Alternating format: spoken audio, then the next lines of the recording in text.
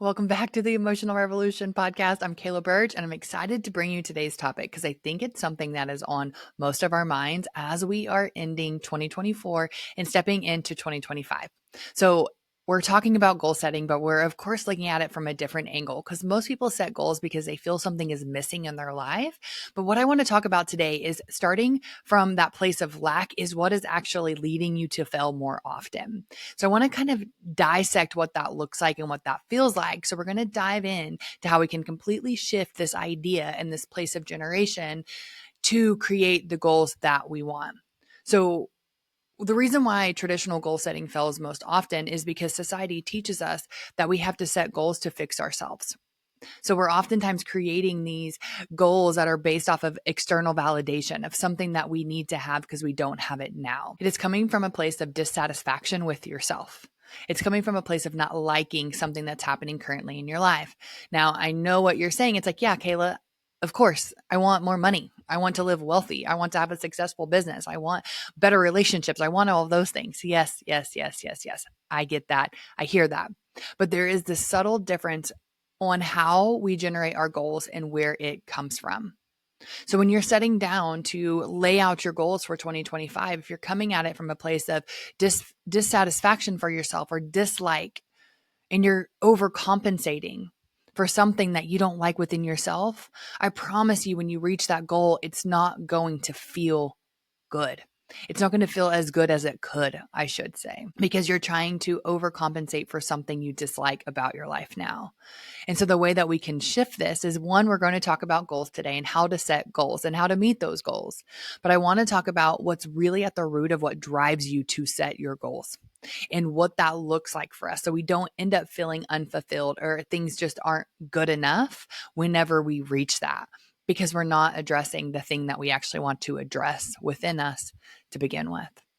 So it's a really powerful shift that we have. I know for me, when I first started goal setting, one, I didn't even know how to set goals. So I would love to just know, what's that like for you? When did you learn how to set a goal for yourself, or have you even learned? Because it's something that requires skill, first of all, because most of the time what we're taught is that, like we've been talking about, you need to set this goal because you don't have something that you want or you're not good enough as is. And so we look at all the things we don't like about ourselves or all the things we don't like about our life or all these different things that we want to change.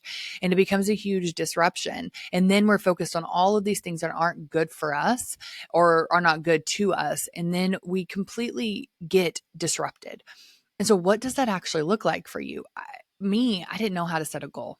I thought if I just slapped down, I wanted to make 5K, or I wanted to have this, or I wanted to have that, that it would all come up. And it was always from a place because I don't have it now. Because once I have that, I'll finally be able to prove that I'm successful. I'll finally be able to prove that I'm capable and I'm smart enough and blah, blah, blah. All the stories I told myself. That was all wrapped up into this external goal, this external outcome. And I could never reach it. Even when I got to that goal that I set for myself, it still didn't feel good because I didn't like myself, because I was still fighting something within myself. That's why this work is so important, and it trickles into every area of our life, even wanting something different. And so this becomes this, this ebb and this flow and this balance of how can I enjoy what I have now, but also create the life that I'm envisioning, because we can still want more and different, but not at the expense of who we are today, not at the expense of I'm not good enough. So once you come to terms with that, you are good enough, you are capable, and you start to change that relationship here, then that completely shifts how we step into that next evolution of our life. And what does that look like for you? Where are you setting goals? Are you setting goals because you're trying to prove something to somebody else or even to yourself?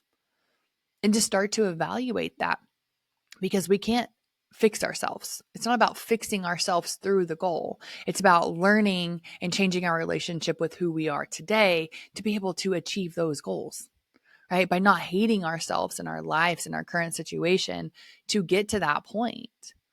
And so what motivates your goals? What's the thing that you want? And how is that really pushing you into further self-hate, resentment, criticism for yourself? Because when we start from that place of lack, we're going to continue to get lack. But when we start from a place of expansion, we think, oh, I see this future version of myself. And I can expand myself into that. I can step into that because I know that I can. I know that I'm capable and I see where I'm going. And maybe those little sticky steps along the way don't have to be absolutely perfect. But where I'm going is not from a place of I hate my life and myself today. It's I know where I'm going is expansive and I'm expanding today to allow it to come in. So you may be thinking this is a little woo woo. I just want to write my stuff on a piece of paper and then have the goal that I'm dreaming of.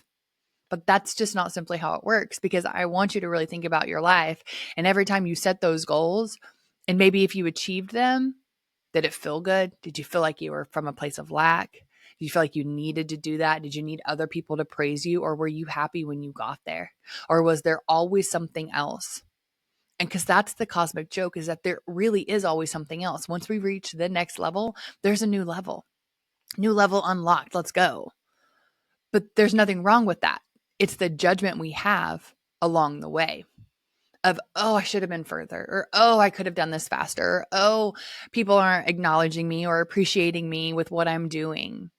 Because we're not starting from a place of expansiveness. We're not allowing the journey to happen as it's supposed to happen.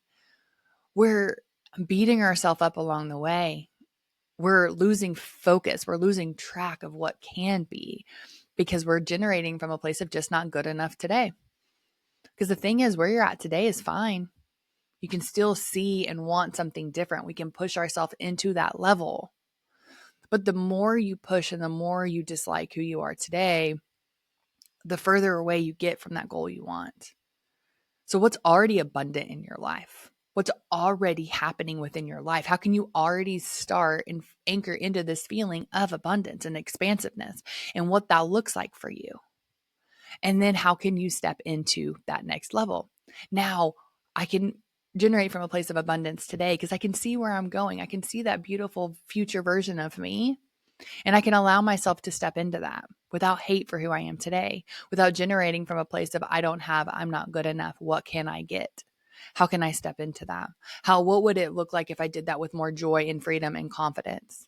What's the aligned actions I need to take? So you look at your goals for 2025. Where do you want to be in December of 2025? Those are great. Let's have places to focus. Let's have what feels like an outline, but we have to be willing to pivot. And if it doesn't happen exactly the way that we thought it was going to happen, we can't beat ourselves up. It can't be because we're not good enough, or it can't be because we're trapped into our stories. Because the story of not being able to achieve your goals or keep putting the same, who here has put the same freaking goal and vision and wish on your vision board time after time after time, year after year after year, you're still focusing on the same goals. What needs to change? Well, you need to change. You need to step into a version that welcomes what you want, not a version who doesn't think she's capable of having that. And that's what happens when we connect to our goals and create our goals from a place of lack, is that we cannot see ourselves as that version who accomplished that goal. So we have to change that relationship with who we are today. We have to say, how can I become that version that I'm dreaming of? And what does that look like today? So I have this goal where I want to get to, it could be an income goal. It can just be something else. And we have to evaluate, why do I want that? And really ask yourself why you want that. Start to explore if it's something that you want to prove to somebody else. Start to explore if it's even aligned for you, or if it's something that really does serve you. What is it? Where is it coming from? A lot of my goals were generated solely from a place of I wasn't good enough and I needed to prove that I was. And once I shift that narrative and I knew I was good enough, then I started hitting goal after goal after goal that I set for myself. Now, that does not mean that it went smoothly. It doesn't mean that I didn't have setbacks. It didn't mean that I didn't have to pivot. But it meant that since I wasn't trying to prove myself, the pivot didn't hurt so bad. The shift wasn't that big of a deal because I was just moving with my life. I was just moving from an expansive state to be able to step into that future version of myself. And I allowed the challenges not to mean something about me. It didn't mean that, oh, I knew it, I wasn't good enough. It didn't mean that. It just meant I was moving towards a goal. And if I wanted to reach that goal, then I had to maybe shift. I had to maybe pivot. I had to learn what I needed to learn to get to where I wanted to go. But what happens is we get so caught up in that story and that breaking point, and now it becomes a narrative. It becomes a meaning. right? It becomes something really meaningful about us and just validates those stories. So what are you seeking? Are you looking at having somebody else validate you? Is this coming from a place of needing to prove? Because you're going to see this everywhere, especially right now. You're going to be setting big goals and they're going to feel really good. And you're not going to understand what gets in your way from achieving them because you don't, one, know where they're being generated from. And two, you're not looking at how it's going to hold you back. You're not looking at the ways that you're going to self-sabotage because you're not evaluating the stories alongside of that. And so I'll give you an example, like just keep expanding on what we're talking about is like when you set that goal for 2025 to, make a certain income each month, but then you don't believe that you're capable of that. Then as soon as you get close or as soon as you get momentum, as soon as you start to feel that that goal is within reach, you'll sabotage it. Your subconscious mind is going to come up and it's going to say, we don't deserve this. So let's pull back. Let's pivot. Let's change. Let's not do what we're doing to reach that. That was my MO. That was what I was known for, getting all that momentum. But my subconscious mind, I hadn't addressed those stories that I told myself of not being capable, that I could never be successful. And so I derailed that success every time. So if you feel like you're a person who can't travel, if you feel like you're a person who isn't able to reach a certain level of wealth, then you'll always be that person who can't do it because your subconscious is going to come in and derail it. So you have to do the deep work. It's uncomfortable. I didn't like it. I didn't like what I saw. Right? So when you do that, you have to say, what's coming up for me and how can I not judge it? And if I really want this to be different, how can I stop making excuses? How can I stop leaning into these stories? How do I stop making excuses for why I'm not where I want to be? And how could 2025 actually be a different year for me? What would that actually look like if I stepped into it in full embodiment of who I want to become by not hating who I am today? If you can just simply do that, I promise you'll break through your ceiling. And because if you're looking at who you want to become by not hating who you are today, when something comes up and you don't like it, it's not comfortable, it's something that you actually want to shift in your awareness, you say, oh, thank you for showing me that. Let me change it. Let me shift it. Let me stop acting in that way. And you can allow yourself to move forward. Now, that does not mean that that behavior, that habit's not going to arise again. But what it means is that it's not going to be such a sticking point the next time, and then the next time, and then the next time. And then before you know it, it's not a sticking point at all. It's not even coming up for you. You've worked through it. Or when it does come up, it's just, oh, wow, I haven't done that in a while. We're always using it as a way to move us forward, but we have to start by not hating who we are today. And most goals are generated from a place of self-hate for your life, for yourself, for whatever. It's resentment. It's trying to prove something. It is just overcompensating for something you don't like about yourself. So before you set your goals for 2025 or go back and evaluate where they're at, ask yourself what you don't like about yourself today and why you need that goal. And allow that to be a mirror for a place for you to expand and grow. And instead of hating that version or suppressing it or pretending it's not there, what do I need to do? Do I need to gain a skill? Do I need to have more competence? What do I need to do in this area that maybe I don't feel as strong at? And it doesn't become something that is judgmental. It becomes a place of exploration. And when you generate your goals from that place, you're unstoppable. There is no ceiling because each level becomes something you can celebrate and then say, great, I got here. What's my next level? And you just keep pushing and pushing, but not in a way because it's not good enough, but because a way it's fun and it's expansive and you're creating the life that you're envisioning by not hating your life today. Because I can promise you for the 100th time, you're not going to get where you want to be by hating who you are today. Change that relationship with who you are. Start to discover with what that looks like and feels like in your current state today.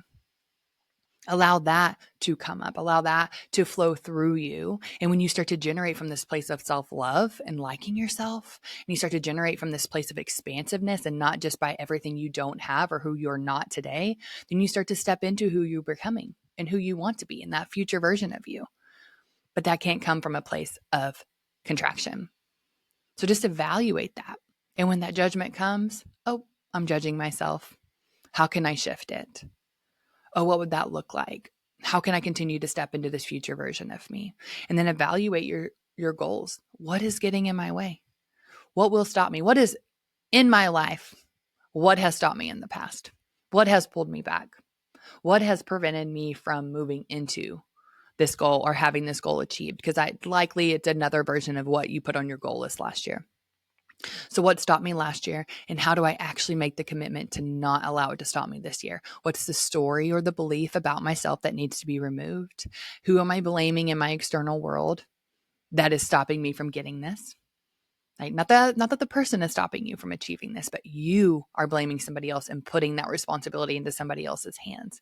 You're stepping into radical honesty and responsibility, and you're saying, I'm the only one who can change this. It's me. I want this goal. I want it so badly. I can feel it. And this is my year. No excuses. We're not busting into any excuses. You are stepping out of that. So I really want you to play around with this and just ask yourself, where are your goals being generated? How can you shift them, and what would that look like? It's such a powerful, powerful aspect. And I'm creating a workshop specifically on this because it is such a huge issue with people setting goals. And we have so much toxic goal planning out there that is just push, push, push, push, push. And then once you don't achieve it, now you're the failure. But we're not looking at it like that. We're saying, why didn't I achieve the goal I set for myself this year? How did I get in my own way? What stopped me? It wasn't anyone else. It was me. So what was it? What can I do differently in 2025? What does this look like? So I'll put the information for the workshop in the caption in the comment section, so you can join if you want. If you're listening to this after, then there'll be a replay. So something that's really powerful, just to be able to dive into this and really start to explore it for yourself. It's something that's such a shift within us whenever we believe we can and we feel good with who we are today. So everything starts with changing that relationship to yourself. Everything starts with just allowing yourself to be open, right? Because goal setting isn't about fixing yourself. You're not broken.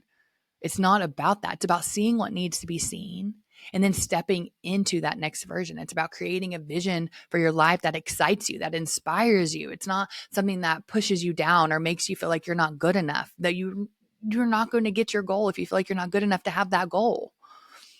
You want to feel open and expansive and inspired as you step into that next level, that next evolution, that next, space in your business. What excites you? What inspires you? What lights you up? And what puts you in a place of, I am good enough to have that? And if you don't feel that, because it happens so often, if you don't feel good enough to have what you're wanting to have, or you feel like your life, or you're not meant to have it, then start to explore that and ask yourself and challenge it, right? You're creating your own emotional revolution here. This is a part of the journey. And you have to be willing to step into that and change that idea and that relationship and the way that you see yourself. And you have to see yourself as the person who brings these things into your life, that you attract what you are looking for, right? It comes into your life because you believe it can, because you've changed the stories that limit it coming. You're not generating from a place of lack anymore. You are generating from a place of expansiveness. And this is just the beginning. I have so much more that I could break down on this, but I just wanted to give you this really short, just nugget of inspiration so you can start goal setting from a place of wholeness, right? Not about breaking yourself down, not about feeling like you're not good enough, but just seeing the expansive nature, right? Seeing the potential. So your goals really do become an expression of your highest self. Right? It's not a desperate attempt to become someone you're not. It's not about proving to anyone else that you are capable. It's just an expression of who you are because you're allowing that to be. I would love for you to share your reflections on goal setting. Tag me on social media. Let me know what your goals are and what you're shifting and how you're creating this year from a place of that abundant nature instead of that contracted space of lack. And if you are available and you want to join my workshop, then definitely check out all the information, and I would love to see you there.